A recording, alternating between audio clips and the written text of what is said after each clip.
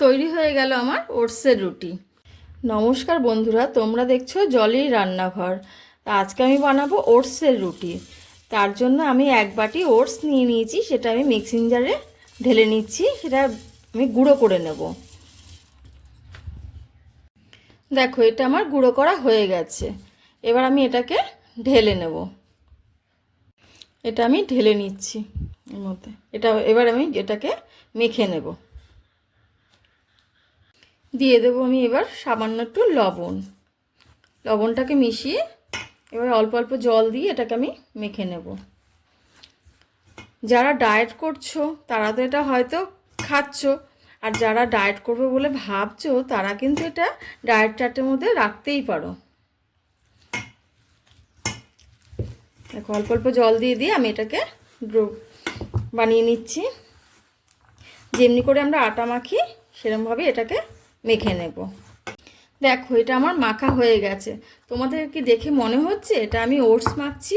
এটা কিন্তু একদম দেখতে আটা মাখার মতো হয়ে গেছে। এবার আমি এর থেকে 4টে লেচি কেটে নেব।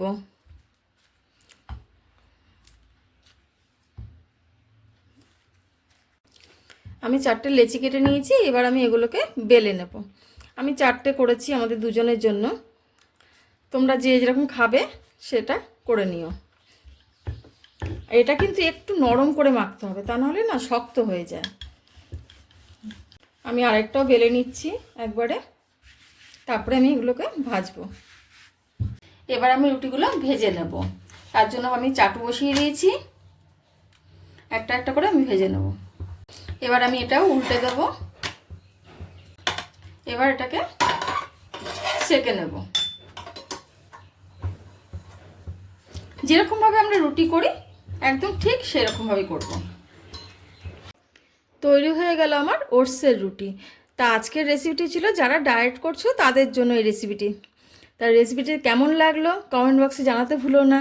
আর যারা আমার চ্যানেলটাকে সাবস্ক্রাইব করে দিয়েছো তাদেরকে অসংখ্য ধন্যবাদ।